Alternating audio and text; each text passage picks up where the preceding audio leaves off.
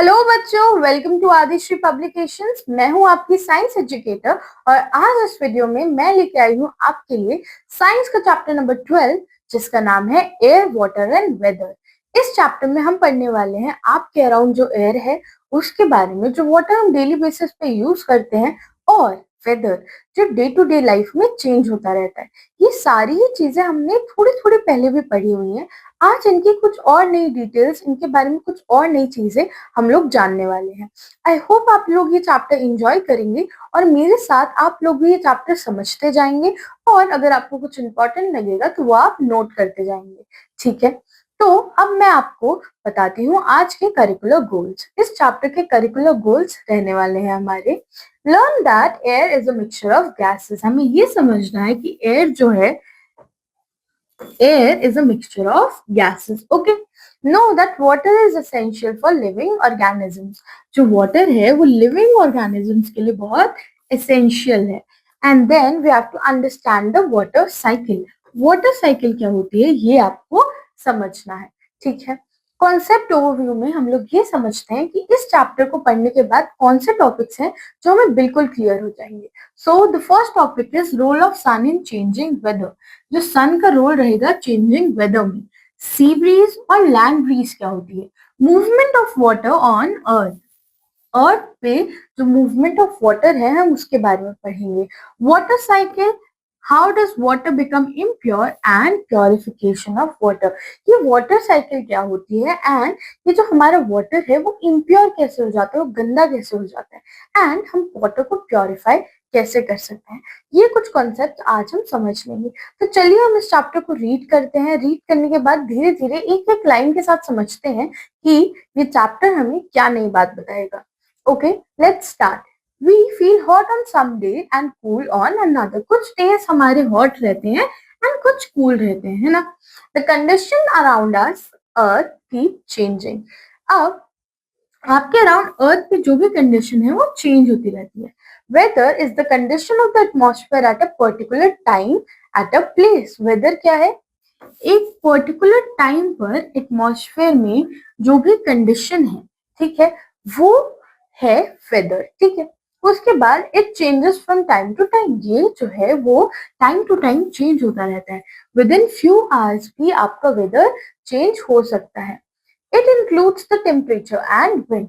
अब इसमें और क्या आता है? टेम्परेचर और विंड आता है. ठीक है, weather depends upon condition such as air, cloud, rain and sun. जो आपका वेदर है वो कौन सी कंडीशंस पे डिपेंड कर रहा है? It's depending on air, cloud, rain and the sun. The sun causes all the changes. Sun से सारे चेंजेस होते हैं. The heat of the sun causes wind to blow. जो हीट है सन की, उसी की वजह से आपकी विंड ब्लो कर रही है. The change in state of water and air is also influenced by the sun. जो water and air है, they are also influenced by what? By the sun. All these changes bring the changes in weather. अब ये जो सारे छोटे छोटे changes हैं वो क्या कर रहे हैं? They are bringing a change in the weather.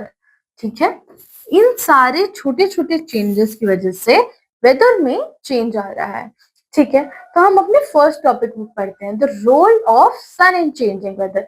हमने अभी थोड़ा सा पढ़ा इन लाइंस के थ्रू कि कैसे सन की वजह से वेदर चेंज हो रहा है. आइए थोड़ी सी और डिटेल्स इस बारे में हम ले लेते हैं. The sun plays a very important role in bringing changes in the weather. Sun का बहुत इंपॉर्टेंट रोल है. Okay, it has a very important role इसमें bringing changes in the weather condition. The revolution of the earth around the सन.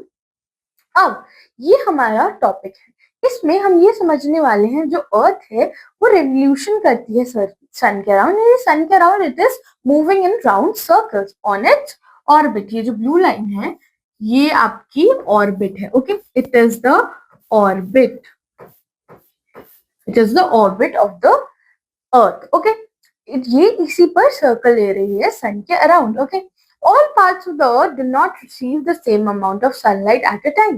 जो earth के सारे part हैं उनको sunlight जो है वो सेम अमाउंट में नहीं मिल रही है. क्योंकि अब आप देखेंगे ये वाला जो half side of the earth at this point is closer to the sun, and जो अदर हाफ है इट्स फादर अवे.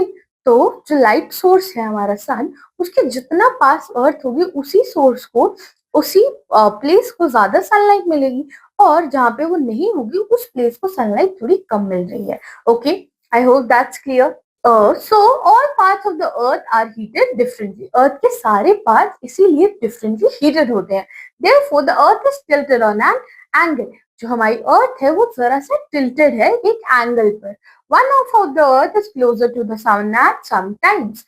एक जो हाफ रहेगा, जैसे हमने इस पिक्चर में देखा, डायग्राम में देखा कि एक half is closer to the sun at all points of the year and has warm weather. उस टाइम पर वहां पे क्या होगा, there is a warmer weather. The other half is farther away from the sun and is cooler. जो दूसरा half है वो सन से दूर है एंड इसीलिए कूलर है. As a result the different hemisphere experience different temperature at the same time of the year. इसीलिए जो अर्थ के हमने पढ़े हैं ना hemisphere, northern hemisphere and southern hemisphere, इसीलिए उनको same time of the year they are experiencing a different weather altogether. Okay, I hope this was clear. ठीक है, let's move to the next topic, that is the rays of the sun. sun की rays के बारे में हम लोग पढ़ने वाले हैं. अब एक जगह पे जो amount of sunlight है, the amount of sunlight वो अफेक्ट करती है वेदर को. ठीक है, वो अफेक्ट कर रही है हमारे वेदर को. The sunlight falls on the earth directly at daytime. अर्थ पे जो सनलाइट है वो फॉल करती है डायरेक्टली कब, in the day time. That is why days are warmer than nights. इसी वजह से जो आपके डेज होते हैं they are warmer as compared to what, as compared to night. In the morning और evening time sunlight does not fall directly. जो morning और इवनिंग होती है उस टाइम पे सनलाइट आपकी डायरेक्टली नहीं आ रही है. जैसे इस डायग्राम में हम देख पा रहे हैं कि जो हमारे अर्थ है उसकी position through out the day थोड़ा चेंज हो जाती है. Therefore morning and evening are cooler than afternoon. इसीलिए morning and evening they are cooler than the afternoon. The equator is the middle part of the earth, therefore it gets sunshine directly for the whole year. जो आपका equator है it is the middle part of the earth and इसी वजह से sunlight उसको directly मिलती है for the whole year.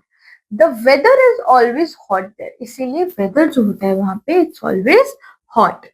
The places that are near to the equator always receive direct rays of the sun. जो places near होती हैं equator के they always receive direct rays of the sun. So they are warmer and hotter in comparison to the places that are far from it.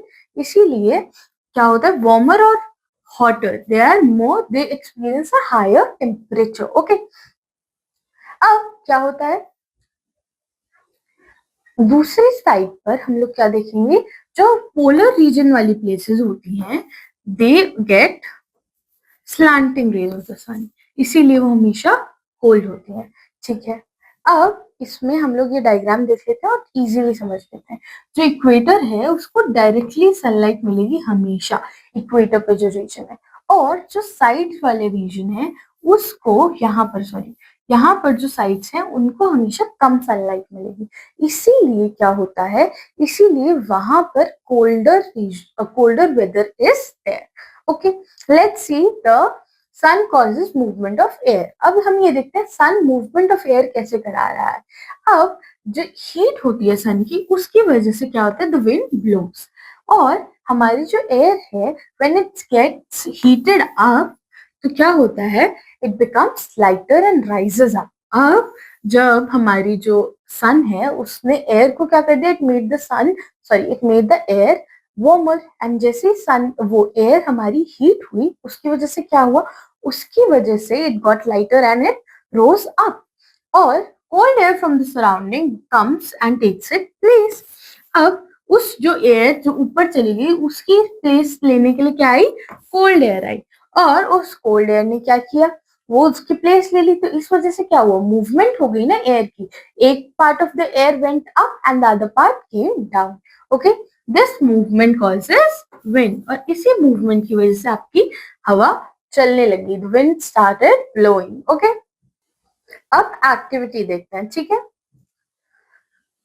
हमारे इस activity का objective क्या रहने वाला है, ठीक है। हम लोग ये समझते हैं कि इस एक्टिविटी के थ्रू हम लोग क्या सीखने वाले हैं। To see that air rises when it heats up.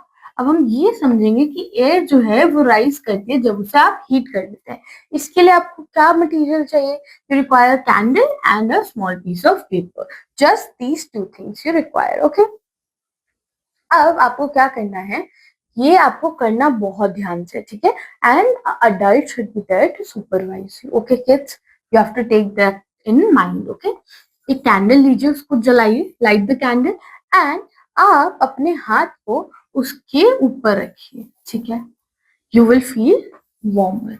अब ये करना बहुत दूर से, I am repeating this again because आपकी सेफ्टी की बात है। आपको थोड़े से डिस्टेंस पर ही रखना है, इतना दूर रखेंगे तब भी आपको फील हो जाएगा कि जो लाइट है, जो कैंडल आपने बर्न करी है, उससे वार्मथ फील हो रही है। अब आपको क्या करना है, एक पीस ऑफ पेपर उसके ऊपर आपको ड्रॉप कर देना है, और आपको दिखेगा कि जो पीस ऑफ पेपर है वो ऊपर जाने लगा। It rises instead of falling.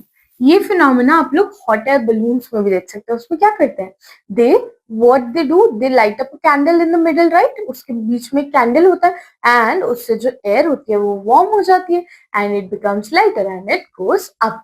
ये भी एक बहुत इजी एग्जाम्पल है।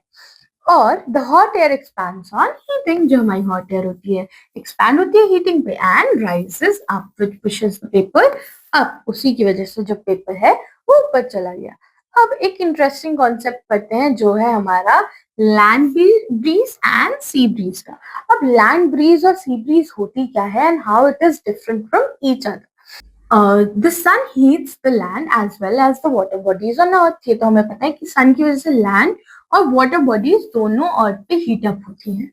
तो जो लैंड होता है वो जल्दी हीट होता है, the land it heats up faster, and water bodies जो होती हैं कूल, उनसे कूल भी जल्दी हो जाता है और उनसे हीट भी जल्दी हो जाता है।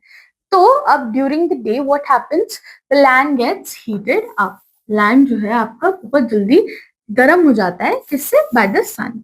The air above the land is hot and also heated. अब जब हमारा ये जो लैंड था डे टाइम में ये हीट हुआ, इसके ऊपर जो एयर थी वो भी हीट हो गई, है ना। अब वो एयर क्या होगी, इट विल राइज अप, जो आपको इस एरो से दिख रहा है ना, ये एयर राइज अप हो गई। The cold air from the sea rushes to cause a cool breeze to blow from the sea to the land. This is called the sea breeze. अब लैंड जब जल्दी हीट अप हुआ, उससे जो hot air थी ऊपर गई और जो सी की कूल एयर थी वो लैंड की तरफ आ गई। And this phenomena where the cold air from the sea is blowing, cold breeze blows from the sea, it is called sea breeze. I hope this was clear. And night में इसका बिल्कुल उल्टा होगा। Let us सी क्या होगा। At night the land cools faster. अब land जो है वो जल्दी कूल हो गया एज कम्पेयर टू वाटर। अब क्या होगा, जो सी है उसमें वार्म एयर है एंड जो लैंड है उसके अंदर कोल्ड एयर है। तो क्या होगा, the air above the sea rises and the cooler air from the land begins to blow towards the sea. This is called land breeze. जब लैंड पे से कूल एयर जा रही है तो we are calling it land breeze, और जब सी में से कूल एयर जा रही है we are calling it sea breeze. I hope this was clear, है ना। यहाँ पर क्या हुआ, यहाँ से जो आपकी एयर है वो जाने लग गई एंड यहाँ से वार्मर एयर जो है वो आने लग गई। Okay, I hope this was clear. Sorry, मैंने उल्टा बोल दिया। यहाँ से जो कूल एयर है वो यहाँ आई और यहाँ से हॉट एयर चली गई, ठीक है। Now next let's see a science sparkle. More than 70% of the Earth's surface is covered with water. जो more than 70% है Earth surface का, it is covered with water. But only a small part of it is available to us. इसका एक बहुत छोटा part हमारे लिए available है, क्योंकि बाकी सारा water it is in the ocean and it is saline or it is salty. Okay, so we cannot use that. इसीलिए जो हमारा limited resource है water, we should use it very carefully. Okay. अब let's see the movement of water on अर्थ। अब अर्थ पे जो movement हो रही है वाटर की, हम उसको देखते हैं। The water that was on the floor and also wet cloth has disappear, where did it go. अब जो ये पानी था यहाँ लैंड पर भी, और यहाँ पर जो कपड़ों में पानी था वो चला गया, वो गया कहाँ? There is water everywhere. Who sends water on earth? Where does it come from? ये हमारे कुछ क्वेश्चन हैं जो हम अब पढ़ के इनका आंसर ढूंढ लेते हैं जल्दी से। तो फर्स्ट आंसर है आपका इवेपोरेशन। ये जो कपड़ों का पानी था, इट हैज इवेपोरेटेड। क्या होता है? हमारा जो वाटर है वो snow, liquid water and water vapour तीनों स्टेट्स में प्रेजेंट होता है, और ये तीनों स्टेट्स क्या होती हैं? They are interchangeable. The process of change of water to water vapor by heat of the sun is called evaporation. जिससे water हमारा change हो रहा है किसमें? water vapor में, by the heat of the sun, it is called evaporation. Okay. If we put some water on the floor, on the terrace of our house, we will find that water will disappear. क्यों होगा ये? क्योंकि the sun has evaporated the water. जो आपका पानी था वो कहाँ चला गया? It was evaporated by the sun. Thus, when the weather is hot, more water gets evaporated. जब weather वो hot होगा तो क्या होगा? ज्यादा evaporation आपको देखने को मिलेगा, ठीक है। और आपका वाटर वेपर कंटेंट जो है एयर में वो भी इंक्रीज होगा, और इससे क्या होता है? वेदर ह्यूमिड हो जाता है। ह्यूमिड का मतलब you will feel a little sticky. The weather feel sticky and humid. ऐसा लगता है कि बहुत ज्यादा वाटर वेपर आ गए हैं। अब इसका बिल्कुल उल्टा होता है हमारा कंडेंसेशन। क्या होता है कंडेंसेशन? जब हम वाटर बॉईल करते हैं और हम उसको कवर कर देते हैं, तो हम देखेंगे कि जो स्टीम राइज हो रही थी ना यहाँ पर, वो इस जो लिड है उसके ऊपर आके वाटर में कन्वर्ट हो गई है, ठीक है।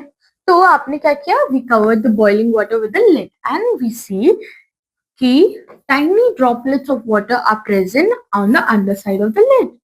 ये आई कहाँ से? ये जो हमारी स्टीम थी, वाटर वेपर, वो चेंज हो गई इनटू वाटर, ठीक है।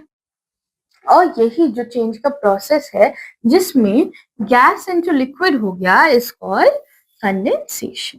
Okay, I hope this was clear to you. और इसी प्रोसेस से आपके जो क्लाउड्स हैं वो फॉर्म हो रहे हैं, क्योंकि टाइम जो वाटर वेपर इवेपोरेट होता है वो कंडेंस हो जाता है और क्लाउड बना देता है, ठीक है। आई hope this was clear. Evaporation is what? Evaporation is the change of water into water vapor, and condensation is just the opposite. The change of water vapor into water is called condensation. I hope this was clear to you. Let's see a science sparkle. The artificial way of forming cloud is called cloud seeding. हम artificially भी, the scientists have found a way of making clouds, and that's called cloud seeding. It's done to bring rain in an area which does not get enough rainfall. इससे क्या होता है? जिन areas में rainfall पूरा नहीं पहुंच पा रहा है, the rainfall isn't enough, there the rainfall reaches through these artificial clouds. Okay. अब वाटर वेपर जो है क्या होता है? जब वो ऊपर जाके क्लाउड बना, फिर air condenses and falls on the ground. अब क्या होगा? वो ही वाटर थोड़े टाइम बाद जब बहुत हेवी हो जाएगा, it will start condensing and falling on the ground. Okay, अब बात करते हैं ड्यू की। आपने लीव्स पर देखा होगा सुबह सुबह there are droplets of water. What is that dew? Water vapour जो है आपका कंडेंस हो जाता है कब? ड्यूरिंग नाइट्स, ठीक है। नाइट में, जब विंटर्स में नाइट होती है, तो ये वाटर वेपर कंडेंस हो जाता है, और इन्हीं वाटर वेपर की जो ड्रॉपलेट्स फॉर्म होती हैं उनको हम बोलते हैं due. What is it called? It's called due. They can be seen on the leaves and grasses in the winter morning. ये आप winter mornings में कहाँ पे ऑब्जर्व कर सकते हैं? On the leaves and the grasses. Okay. Now the next topic that we have is frost. अब what is frost? In very cold places, बहुत जब cold places होती है ना, the temperature are ground level. जो ग्राउंड लेवल पे temperature है, what happens? It falls below 0 degree. 0 degree से भी नीचे जब ये टेम्परेचर चला जाता है तो क्या होता है? जो ये ड्यूज थी ना, अब ये ड्यूज भी है तो what will happen? It will freeze, and जब ये फ्रीज हो जाती है तो that is called frost. It looks very beautiful, it looks very artistic, ठीक है। आपको समझ आया कि जो हमारी वाटर ड्रॉपलेट कंडेंस होकर ड्यू बनी थी, वही ड्यू अब क्या होता है? जब temperature on the ground it falls below it falls below 0 degree, यानी माइनस में जब टेम्परेचर चला गया Frost is form. Okay, let's see what's mist. Okay, अब जब अर्ली विंटर मॉर्निंग होती है, जो वाटर वेपर होता है वो कंडेंसेस ऑन द एयर. अब एयर में ही वो वाटर वेपर कंडेंस हो जाता है और water vapor condenses in the air on fine dust particles. It forms a mist. अब इसीलिए क्या होता है, वो जो एयर के अंदर डस्ट पार्टिकल्स होते हैं उसके साथ वाटर वेपर बन जाता है, वो मिक्स हो जाता है, तो वो क्या फॉर्म करता है, इट फॉर्म्स अ मिस्ट. अब देखते हैं फॉग क्या होती है ना. फॉग होती है, fog is formed when clouds form at a low level. fog आपने देखा होगा विंटर्स में, इट इज ऑब्जर्व जब वाटर वेपर जो है वो नीचे लेवल पे, थोड़ा सा हमारे आई लेवल पे, it starts condensing, it forms fog. Okay, अब स्नो क्या होती है, माउंटेन्स में जब temperature is near freezing points, water vapour जो होते हैं in the cloud they freeze and ice crystal fall as snow. अब जो वाटर वेपर ऊपर क्लाउड में गया था वो भी फ्रीज हो जाता है जब टेम्परेचर इतना डाउन चला जाता है, तो फिर क्या होगा, वो जो एयर क्रिस्टल्स हैं वो फॉल करते हैं, they fall as snow. I hope this was clear. Now let's see what's smog.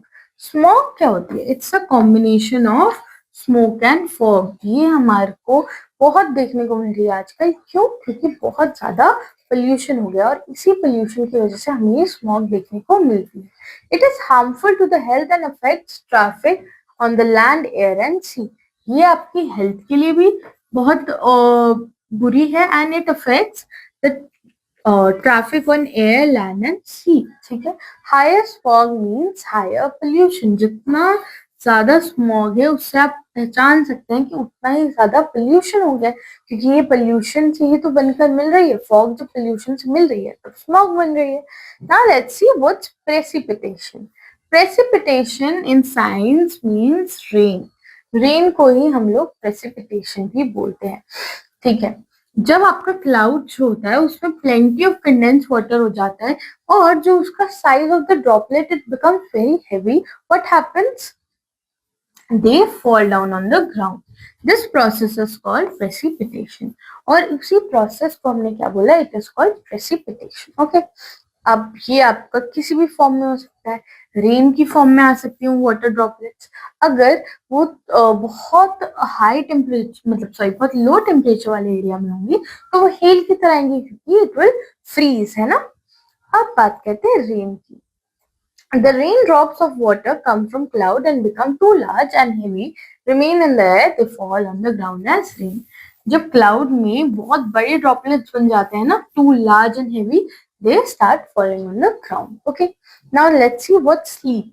Sleet is formed when the drops of rain changes into pieces of ice. जब drops of rain आपके pieces of ice में change हो जाते हैं as they travel through the layers of cold air. वो cold air से आ रहे होते हैं और इसीलिए वो बीच में ही freeze हो जाते हैं. That's called sleet. What's hail? It is formed when sleet is blown up during the thunderstorm to stick together. अब जब ये एक साथ thunderstorm की वजह से they get stuck together, it forms hail because that are bigger pieces of big round pieces of ice. और जो आपकी hail है वो डैमेज करती है किसको, एनिमल्स एंड क्रॉप्स को. ठीक है, अब एक और एक्टिविटी का टाइम आ गया. Let's see what's the activity. अब हमें ऑब्जर्व करनी है क्या, presence of water vapour in air. Air में जो वाटर वेपर है वो हमें देखना है. कैसे, हम लेंगे एक ग्लास टम्बलर, किसके साथ, आइस कोल्ड वाटर के साथ. ठीक है, अब आइस कोल्ड वाटर आपने ग्लास टम्बलर में डाला. अब क्या करा आपने, उसे थोड़े टाइम के लिए रूम टेम्परेचर पे छोड़ दिया. Now what will you observe? You will observe tiny droplets of water on the outer side of the glass. जो ग्लास का आउटर साइड था उस पर टाइनी ड्रॉपलेट्स ऑफ वाटर आ गए. वो क्यों आए, क्योंकि जो वाटर वेपर था एयर में वो हाई, मतलब वो लो टेम्परेचर की वजह से क्या हो गया, इट स्टार्टेड कंडेंसिंग. तो ये क्या है, water vapour in the air cools down on the cold glass and form tiny droplets. तो यही हमारा कंडेंसेशन है और इससे हमें क्या पता चला कि एयर में वाटर वेपर ऑलरेडी प्रेजेंट है. ठीक है, now let's see what's the water cycle. अब हमारे जो नेचर है उसमें इवेपोरेशन, कंडेंसेशन और प्रेसिपिटेशन होता रहता है ना, कंटिन्यूसली होता रहता है। वाटर जो है वो इवेपोरेट होता है कहाँ से? फ्रॉम लेक्स, रिवर, ओशन और दूसरी वाटर बॉडीज से। फिर ये कंडेंस हो जाता है and falls down as rain, snow. And यही जो प्रोसेस है जिसमें वाटर इवेपोरेट हुआ, कंडेंस होकर क्लाउड बनाए और फिर उसके बाद देयर इज प्रेसिपिटेशन, रेन के फॉर्म में या किसी भी फॉर्म में। This cycle is very continuous and this cycle itself is called the water cycle. I hope this was clear to you. Now we'll see how does water become impure. पानी आपका impure कैसे हो रहा है, ठीक है, ये देखना है हमें। अब रेन जो है, रेन हमारे लिए प्योरेस्ट फॉर्म ऑफ वाटर लेके आती है, क्योंकि जो वाटर है ना वो उसके अंदर कोई और सब्सटेंस डिसॉल्व नहीं होता, no substances dissolve in it, ठीक है। अब देखते हैं, it flows along the ground through the hill as spring.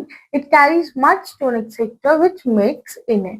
अब ये अगर रेन का पानी किसी चीज के थ्रू होके आ रहा है, अगर it's coming from the mountains, mountains पे टच होके आ रहा है तो obviously it will bring some mud and stones. But अगर हम देखें directly the water which is coming from the clouds, that is very clear, that is very good. और क्या होता है, कुछ बैक्टीरियाज और जर्म्स भी उसमें मिक्स हो जाते हैं which make it polluted sometimes, but it is not polluted otherwise. Okay. अब many salts and minerals present in the soil dissolve in it easily.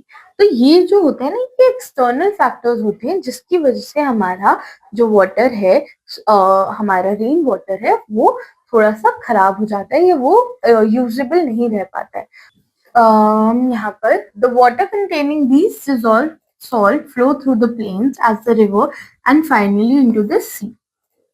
अब जो ये आपका सी वाटर है, इट गेट सॉल्टी बिकॉज जो ये सारे रिवर के डिपॉजिट्स थे ना वाटर के, वो सारे आ जाते हैं कहाँ पर? They come into the sea. salts, these dissolved salts, these all come into the sea, ठीक है। आपको ये समझ आया कि वाटर सॉल्टी कैसे हुआ, क्योंकि वो अपने साथ जब रेन हो रही है उसके साथ when you see the cycle also, यहाँ पे क्या हो रहा है, the rain is coming through the mountains, जिसमें मड है, डिजॉल्व मिनरल्स हैं, और धीरे धीरे ये सारे डिपॉजिट्स रिवर के थ्रू कहाँ चले जाते हैं? सी में चले जाते हैं and the sea water becomes salty. I hope this was clear. Okay, now let's see purification of water, कि अब हम वाटर को प्योरीफाई कैसे कर सकते हैं। अब हमारे पास डायरेक्टली जो वाटर है, जो हम डायरेक्टली लेते हैं सोर्सेज से, it's not fit for drinking, ठीक है। अब इसके अंदर बहुत सारी इम्प्योरिटीज होती हैं जो हमने देखा कि आते आते उसमें हो गई, तो हमें ये impurities, we have to remove these impurities, okay, to make it fit for drinking. इसको ड्रिंकिंग के लिए फिट बनाने के लिए आपको ये इम्प्योरिटीज हटानी पड़ेंगी, ठीक है। ये वाटर जो इम्प्योरिटी वाला वाटर है, अगर आपने उसमें से इम्प्योरिटीज नहीं निकाली तो क्या होगा? It will make you sick, ठीक है। Water can be purified in the following methods. अब वाटर को प्योरीफाई करने के कुछ मेथड्स हमारे पास हैं, ठीक है। और the process of removing impurities from water is called purification. जिस प्रोसेस से हमने ये सारी इम्प्योरिटीज हटाई, that is called purification. So first method is sedimentation. Sedimentation में हम लोग क्या करते हैं, हम वाटर को अनडिस्टर्ब छोड़ देते हैं। एक वाटर में वाटर को हम फिल करते हैं एक बड़े से कंटेनर में एंड इट्स लेफ्ट अनडिस्टर्ब कुछ टाइम के लिए। जो इनसॉल्युबल इम्प्योरिटीज होती है ना, वो क्या करती है, वो दे आर हेवियर एंड इसीलिए वो सेटल डाउन हो जाती हैं और जो क्लीन वाटर है वो ऊपर रह जाता है। This process is called sedimentation. अब ये आपने जो अनडिस्टर्ब वाटर छोड़ा था उसको when you pour it out, जब आप उसको पोर आउट कर लेते हैं very gently without disturbing the settled impurities, आपने ये जो वाटर है, देखिए मडी वाटर था, आपने उसे बहुत टाइम के लिए छोड़ा, फिर क्या हुआ, सारे जो डस्ट पार्टिकल्स है वो नीचे आ गए। अब आपने इस कंटेनर को उठाया और बहुत धीरे से, ताकि ये जो नीचे इम्प्योरिटीज है वो नीचे ही रहे, आपने वाटर पोर कर दिया। और ये जब आपने पोर किया तो क्या होगा, आपके पास जो दूसरे कंटेनर में आएगा वो सारा क्लीन वाटर होगा। और इसी प्रोसेस में जिसमें हम पानी को अलग कर लेते हैं, it's called decantation. Decanted water can still have a lot of impurities, क्योंकि अब इस वाटर में बहुत सारी इम्प्योरिटीज क्यों होंगी, क्योंकि ये जो पानी है जो हमने इस कंटेनर में लाया है, इसमें सिर्फ इनसॉल्युबल इम्प्योरिटीज थी जो गई है।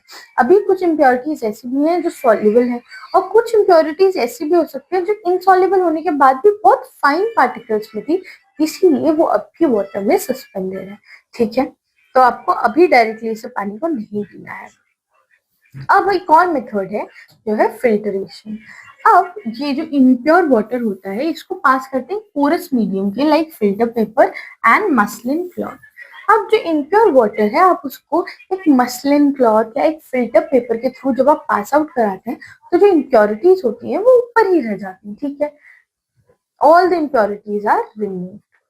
तो आपने क्या किया, इम्प्योरिटीज ऊपर रह गई, तो इसका मतलब क्या हुआ, इम्प्योरिटीज आर रिमूव। अब एक मेथड है क्लोरिनेशन। क्लोरिनेशन में क्या होता है, क्लोरीन गैस जो होती है, ये टैबलेट्स होते हैं, वो ऐड किए जाते हैं टू किल जर्म्स। अब इससे क्या होता है, वाटर में से जर्म्स चले गए तो वाटर में इम्प्योर वाटर हमारा, it makes the water pure. ठीक है, this process of purification of water is called chlorination. अब ये जो प्रोसेस है जिसमें हमने वाटर को प्योरीफाई कर लिया है, it's called chlorination. Okay, now let's see the last method, that is boiling. Boiling क्या होता है, boiling water for at least 10 minutes kills the germs in it. जब हम वाटर को 10 मिनट तक बॉईल कर देते हैं उसमें से सारे जर्म्स मर जाते हैं। After boiling water is cooled and stored clean and covered pots. तो जो आपका वाटर कूल हो जाता है तो हम उसको स्टोर कर लेते हैं क्लीन और कवर्ड पॉट्स में से, क्योंकि उसमें से सारे जर्म्स जो है बॉईल होने के बाद मर जाते हैं। That was it for the chapter. जल्दी से चैप्टर को रिवाइज करते हैं। ठीक है, वेदर क्या होता है, it is the condition of atmosphere at a particular time and place. अब फैक्टर्स क्या होते हैं जो हमारे वेदर को अफेक्ट करते हैं, वो होते हैं विंड, सन, क्लाउड। ये हमारे कुछ फैक्टर्स थे जिन्होंने वेदर को अफेक्ट किया। Morning and evening are cooler than the noon. Morning और evening, early morning and evening जो है हमारे नून से, दे आर कूलर बिकॉज इस टाइम सन की रेस कम आ रही होती है। Water is present in the form of snow and water vapour in nature. जो वाटर है आपका वो स्नो और वाटर वेपर दोनों फॉर्म्स में, यानी solid and it is present in the form of gases also. Okay, we can purify water by, आप purify water कैसे प्योरीफाई कर सकते हैं, by sedimentation, decantation and boiling. ये कुछ मेथड्स हैं जिसके थ्रू आप अपना वाटर क्या कर सकते हैं, प्योरीफाई कर सकते हैं। आई होप आपको ये चैप्टर समझ आया, आपको समझ आया हो कि वाटर कैसे अपनी स्टेट्स चेंज कर रहा है, what is the water cycle and what we can do to purify water. ठीक है, और आपको ये भी पता चला होगा कि जो सारा पानी अर्थ पे प्रेजेंट है, it is not safe for drinking. तो हम वाटर को जब भी यूज करें, we use it very mindfully. Okay, now I will meet you in the next chapter. Until then, please take very good care of yourself and keep learning, keep growing kids. Thank you.